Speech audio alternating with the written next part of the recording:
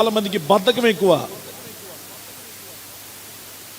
సిద్ధపరిచిన వాటిని కూడా తీసుకోవటానికి నా దగ్గరికి రా. స్తోత్రం. గనుక మీరెవ్వరు అలాగ ఉండద్దు అనేది నా ప్రార్థన. సిద్ధపరిచిన ఆశీర్వాదాన్ని ఎవ్వరికి వారుగా తీసుకోండి. రాత్రి మీ పక్కనోళ్ళు చెప్పు, నీకు నువ్వుగా తీసుకో ఆశీర్వాదం.